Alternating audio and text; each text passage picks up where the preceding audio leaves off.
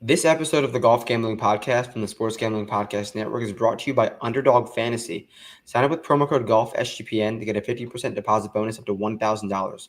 We're also brought to you by Edge Boost. Earn up to $750 a month on your sports gambling transactions. Go to edgeboost.bet, promo code SGPN. We're also brought to you by Rhythm, the leader in data-driven picks and props. Get your 7-day free trial by going to sportsgamblingpodcast.com/RITHMM. If you're looking for free daily picks for college hoops, NBA, college basketball, NHL, and more, download the SGPN app in the App Store today. Okay, we are live. We are back. The people will call it the fifth major, the sixth major, maybe. The Mexico Open, a great event after a awesome West Coast swing. Dom is back to give us some picks and preview. Dom, thank you for joining me. You excited for this week? I know it's a big event. A lot of rookies. We get to see. I mean, they don't get into events as easy as they used to. So you have to take advantage of these smaller events to kind of get a good feel for who's who. So in that aspect, it'll be all right. But obviously, you look at the top of the board and there's not a whole lot of excitement.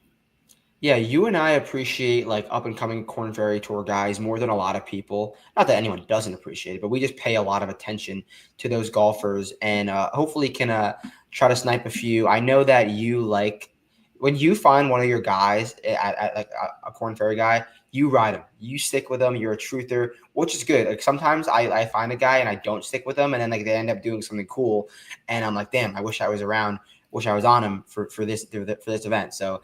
You do a really good job with that. We'll talk about the course really quickly. It's no longer than 30 seconds. This course is as straightforward as it gets. Just bomb it out there. But I do think there's a little bit more nuance than just bomb it and hit it close. Because looking at the stat lines on this golf course, it's honestly a lot of strokes gain approach that gets to the top of the leaderboard. But I think that strokes gain approach is set up from elite driving. Like I think if you drive it long and straight, you set yourself up with so many more wedges and short clubs. But also there's guys like CT Pan that are shorter hitters that can just hit fairways and just get really hot on approach. I'm going to be taking mainly the bomber narrative, guys who have a great total driving profile to set up that easy approach game. What are your thoughts on the course? Anything different about Mexico? No, I'm the same as you. I'm looking for off the tee, kind of looking at ball speed, long approaches, and then guys who make birdies. So from my notes in years past, one comp or a course that I've looked at leaderboard wise to compare it to this one is the 3M Open. TPC Twin Cities is in a way similar, like a par 71 that's just over 7,400 yards that has a bunch of bunkers. And I mean, it's the easy one to throw out there, but like Tony Finau. I mean, there's a ton of crossover. Yeah. There is quite a bit of crossover. So that's one thing I did look at. Unfortunately, this past 2024 3M Open didn't have a whole lot of guys, but there's still a couple guys who I found that we'll talk about once we get into the odds here. So, all right, let's bring it up. We got a few guys. We'll go the low 20s all the way down to the favorite. Akshay Bhatia obviously leads us off. Rasmus, Kurt K, Sam Stevens, Patrick Rogers, Taylor Moore, Stefan Jaeger, and we'll throw Mike Kim in there, who's 25-1 on DraftKings. So this is a name of 6, 7, 8 guys who are not really prolific winners, not really anyone who to write home about, but I would say the deserving top 8 names in this field. Did you go to anyone up here? If you had to, I mean, there's obviously a big 2, but did you go to anyone in this top 8? I did not. I mean, okay. If I had to pick between the top 2, like I prefer Rasmus to Akshay. I think this sets up really well for Rasmus. He rates out well, but getting him at 18-1, again, we talked about the value kind of being shot down last week. Didn't love what I saw last week enough to bet him at 18 or sub 20. So as much as I like him, as much as I think this course is kind of suited for him, I think 18's hard to get to. Kitayama, same thing. I like the way he sets up, but the form isn't really there. He's a guy, like I said, we'll look at the 3M Open comp, T6 last year. Kitayama actually ranks number 1 in my model over the past 30 rounds. But like I said, shaky start to 2025. I think T37 is his best finish this calendar year. So he's been good off the tee, but pretty much all over the place when it comes to just about everything else. So it's a hard number to get to. I agree. He's definitely hard to trust. I mean, he's a good ball striker, good course history, but I can't trust Kurt at that number. I agree with you up top. I think Rasmus is the guy. I don't think there's many better courses on tour for Rasmus as well Yeah. as Nikolai. I think they both make a ton of sense. I mean, last year in this event, Nikolai was the exact same number. It didn't go well for him. But I do like Rasmus. I think he'll bounce back off of that tough week on at Torrey, but he hits it far enough, well far enough. He can get scorching hot on approach, and he's an elite golfer. Like he's going to be a top 10 player in the world. He can gain 10 strokes putting. He's complete. He's going to be on the Ryder Cup team. I think it's a big week for Rasmus. I think he can definitely break through and make it happen in this field. Down the board a little bit from this next 8 range. I think Jaeger is a nice play. I don't think I'm going to go to him, but I really do like Jaeger. I think he's in for a great week. I think he has a really, really high floor because he's playing some fine golf. He played all right at Torrey, and with the driver that he brings to the table, he's going to be so aggressive. And when he's on, he's on. He's one of the few guys that has elite course history here. No worse finish than 18th in 3 trips. So Jaeger, I think he's a great one and done selection. I think Jaeger's a great DFS play because I think he's just so safe to play well. So Jaeger and Rasmus would be my favorite guys up in this top range.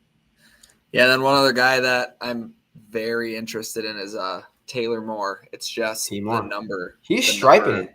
He is. He looks really good. He was T12 at the 3M this past summer, whatever it was. Last 30 rounds, his off the tee numbers are actually very good. So that mixed with the current form that he's in, 4 straight cuts, 2 top 10s, worth a look. I'm just not sure he can win. Right. No, I mean that number. He can win, but yeah. If I was getting high 30s, low 40s, I'd be more intrigued. But I mean, he's at 25. That's difficult. Yeah. So I definitely agree with you on T Moore. He's a winner. He's playing some nice golf now. The driver is doing some amazing things. Let's go down to this 30 plus. Ben Griffin, Sweet Bo Hostler, Aaron Rye, Harry Hall, Alex Smalley is getting hammered everywhere. Nick Norgard and Kevin Yu. We'll leave it at those. Some popular names in this range. Are you fading any of them? You playing any of them? I'm taking some chances here for sure. I think I'm fading a majority of this range, honestly. Yeah, I mean, Smalley rates out well, but way too expensive for Alex Smalley. Yeah, no, I 100% agree. I bet him last start in Phoenix at 175 to 1. Yeah. Obviously, he didn't win, but chasing numbers is never a winning strategy. Never, ever. Obviously, this is a weaker field, but that is a significant jump just because he had one nice start. I've been betting back Alex Smalley all year because the ball striking has been trending, and now he's Giga Chalk. I do not think it's going to work out at all. So Alex Smalley is a fade for me. Nick Norgard was a guy I wanted to go to, but he's catching too much buzz for me. I'm surprised how popular he is this week. It's a great course for Nick Norgard. He only has one start or 1 or 2 starts. I think it's just too. He's 55, 60 to 1 in DP World Tour fields. Yeah. Now he's 35 to 1 here. Like I can't do it. I like Nick Norgard. He's won before. He's an extremely low dog player. When he gets towards the lead, he turns into someone else. It's actually really funny to watch. But he has gotten through before in the UK. But I just can't do it. Nick Norgard at this number. I think he's a much better DFS play than bet at 35 to 1. Aaron Rye, remember when he was like 20 to 1 every weekend at the end of the summer and playing really well? It's kind of rubbed off a little bit. He's not hitting it well, but I think it's a good number in this field. I didn't quite get there, but I could see Aaron Rye playing well. No, I think that's a good number, and he's still top 30 in the world. I mean, but we entered the year, I think he was right around top 20 in the world. So it's like he had a really good year. He had the win at Wyndham, obviously, last year. So in comparison to some of the other guys that they're pushing up into this 25, 30 range, I mean, he's definitely got the skill set for it. So I could be convinced. I don't think I'll go there, but yeah, he's just about as good as a name as that you get in this range. Yeah, okay, let's go 40 and below. Nikolai, Jake Knapp, Thorbjorn Olesen, CT Pan, Matt Wallace, Ryan Fox, Pat Fish, Michael Thorbjornsen. We'll throw him in because I know you're on him. Jesper Fenson, Grayson Sigg, EVR. We'll leave it at that. That's 40 to 60, 40 to 55. You're on Mike Thorbjornson. Everyone knows it. Everyone knows it. Yeah, I don't want to miss out. Yeah, why would you? I believe I sprinkled when odds dropped on Monday, just a FOMO bet. But one of the guys, I mean, if you're looking at like some of the DP World Tour guys, I think Jesper Svensson actually kind of rates out better than Norgard.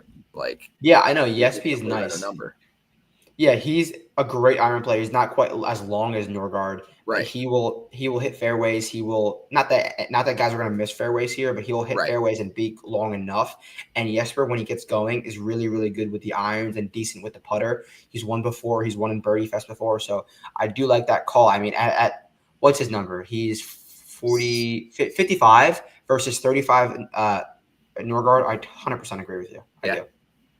What's your thoughts on Nikolai? Because I was close to going there. I didn't quite because he was a tad too popular for me.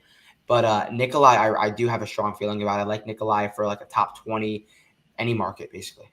Yeah, I think this course sets up pretty well for him as well. It's just like these weak fields kind of get in my head where I talk myself out of guys because the number looks disgusting next to him. But obviously, Nikolai, I mean, he had won quite a bit on the DP World Tour. That's why he got his card before his brother. So it's like he obviously can win anywhere, and this does set up very well for him. But numbered might just be a little too short. I mean, I believe he is the only Ryder Cup player in this field. He won the DP World Tour Championship 2023, the winner of 2023, defeating Rory McIlroy, Jon Rahm, Victor Hovland at his prime, any golfer you can name. He is a multi-time winner on the DP World Tour, 40-1 in a bullshit field. I would not think it's a bad bet at all. Thoughts on Jake Knapp, though? I have hard feelings on him. So what do you think about Jake Knapp? I have no thoughts. Let's hear what you got. Yeah, so Jake Knapp, one of the most popular bet golfers this week, off of a win last year, at the absolute peak in pricing this year for him, has not done anything special. Now, my thing with Jake Knapp is everyone loves him because his swing is so pretty, his swing is so cool. But when Jake Knapp feels pressure, that doesn't go well. We saw him last year in this event on Sunday do everything. He should have lost that event. He hit the ball all over the place, got some insane breaks that I don't know how he got. But there's a reason everyone on tour doesn't swing like Jake Knapp swings. Yeah, it's controlled, but when you swing that slow and that rhythmic, under the gun, you're the slightest bit off, it's off. That's why that most guys swing how they swing, like with pace and they swing harder. Yeah. Jake Knapp, and this week what I'm getting at is this week Jake Knapp has pressure. He's the defending champion. He's going to be in a featured group. There's going to be cameras on him. He's going to have to do a ton of media. Last year he was just going in free balling. This year he's got pressure, and we've seen him with pressure crumble. So I'm totally out on Jake Knapp, fading him in all markets. I think he's in for a poor week, truthfully. So that's my Jake Knapp rant. If you could fade him in matchups, do it. So anyone else in this range that you want to give a nod to? Not really, no. All right, lead us off with your guy who you got at 100, who's now 60-1. So Aldrich pot getter, got him at 100 on Monday, top 6 each way. 60 might be a little much, but obviously fits the script for what we're looking for in Mexico here. I mean, he hits it a long way. He's really good off the tee. The ball speed's there, the long approach. He's really good when it comes to sand saves. I mentioned the amount of bunkers that are here. So I think this price is fair. I think there's still some value, obviously.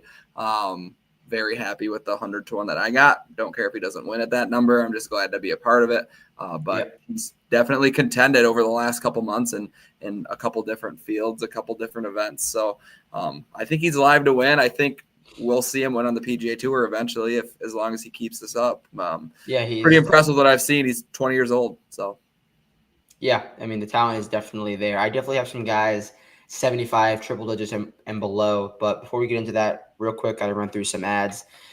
SGPN has partnered with Edge Boost, the premier Visa debit card for bettors. An Edge Boost card allows you to avoid the hassle of having your card denied at the book. You can earn up to $750 a month in cashback rewards for using your Edge Boost card, and you know your money is safe as the card is FDIC insured. There's no credit checks, and it's completely free. Sign up today using the promo code SGPN so you can get better cashback rewards. EdgeBoost.bet, promo code SGPN. That's EdgeBoost.bet, promo code SGPN. We're also brought to you by MyBookie.ag. MyBookie is your place to bet every single sport, plus props for every game in a live dealer casino. MyBookie accepts customers from a ton of locations, easy deposit, and light and fast payouts using crypto. Head to MyBookie.ag, promo code GOLFSGPN for a 100% deposit match up to $1,000, plus a $10 casino chip. That's MyBookie.ag, promo code GOLFSGPN. Underdog Fantasy, NBA, NHL, college hoops, whatever sport you can cash in with Underdog Fantasy. Sign up with code GOLFSGPN to claim your special pick plus first time deposit offer up to $1,000 in bonus cash. Underdog Fantasy, promo code GOLFSGPN. And finally, Rhythm, SGPN's proud partner, Rhythm, the #1 AI sports betting platform that helps provide bettors of all levels the ability to build custom models in seconds. Build your own, copy one of theirs, or have them build one for you. College hoops, NBA, golf, NBA, Rhythm has it all. Claim your 7-day free trial by going to sportsgamblingpodcast.com/rhythm. That's sportsgamblingpodcast.com/RITHMM. Okay, a golfer that I really like in this range, 60 to 100, goes by the name of Chris Gotterup. He's on the thumbnail for a reason. PGA Tour winner, Jersey Shore native, my guy, Chrissy G. I think he's in for a great week. I don't think there's a better golf course for Chris Gotterup. He will get 80% drivers around here, just absolutely launch it off the tee. And then when he gets wedges in his hands, he can get scorching hot. The man was leading Torrey Pines over the weekend, and he faded late. Down for Chris Gotterup. He's won before. Hopefully the putter gets hot. Yeah, I kind of knew you were going there before I even saw the thumbnail. It just makes sense. We're getting a really good number on him. And like you said, if there's a course for him, I feel like it's this one.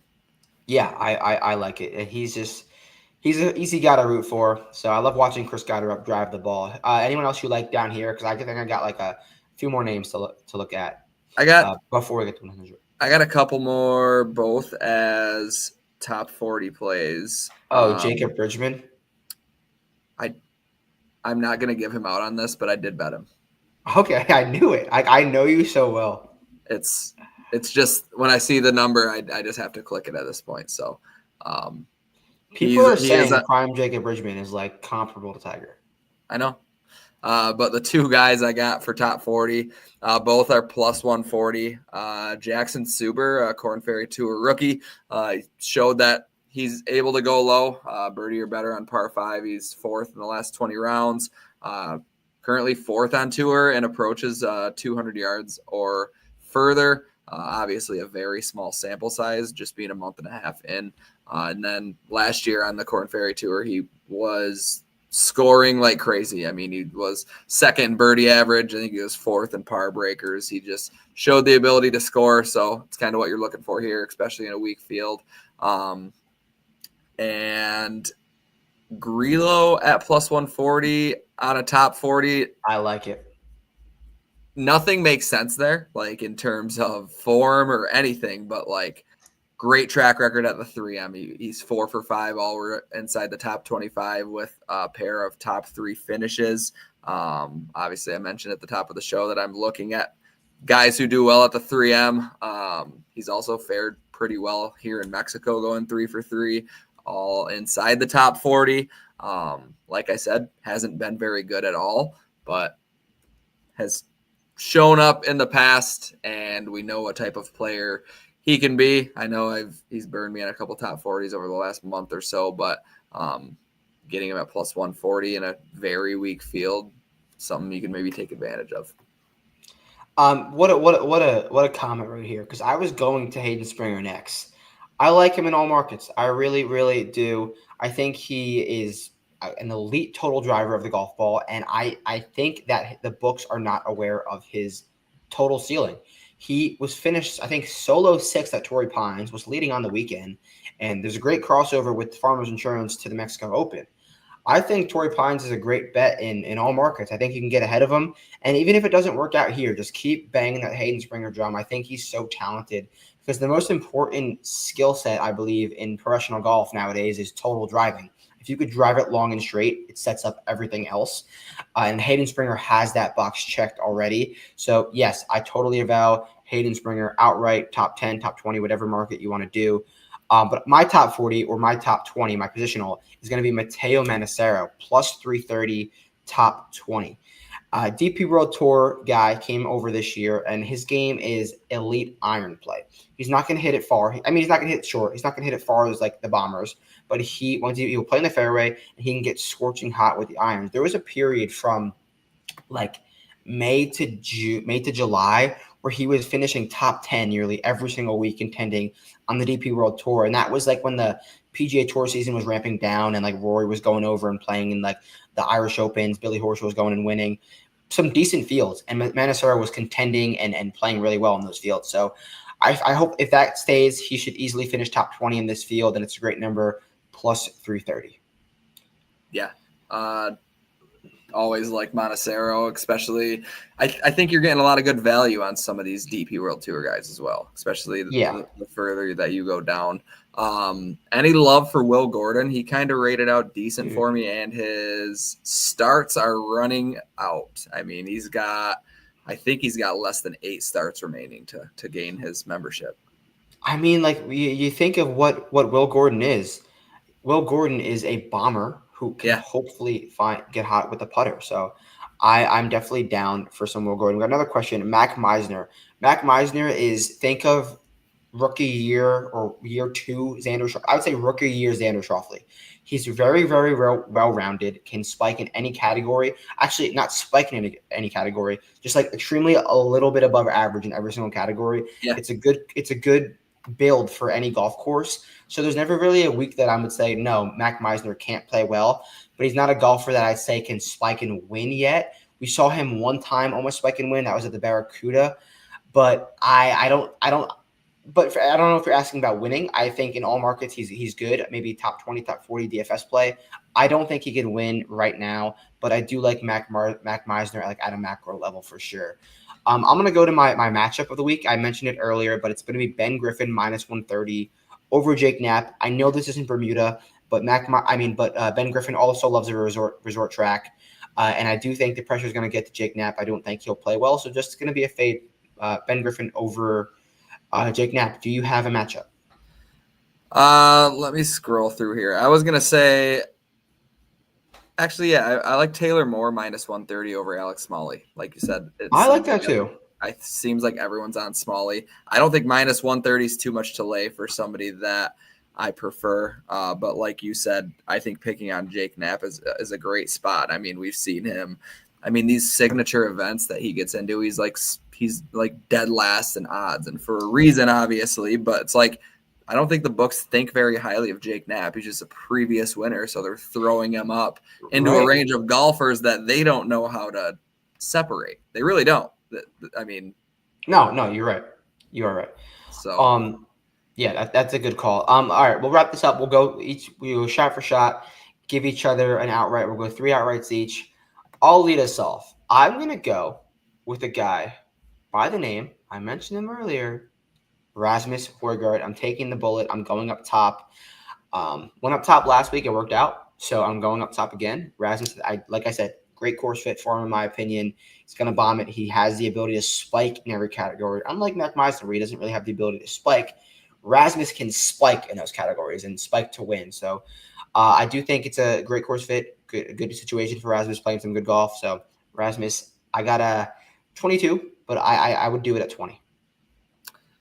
Let's double up on Rasmus. Let's go for double up Rasmus. Let's go for his first PGA Tour win. But yeah, like I said, the couple guys that I like in the mid to low 20s, I don't think are on the same level as Rasmus. So why not? I agree.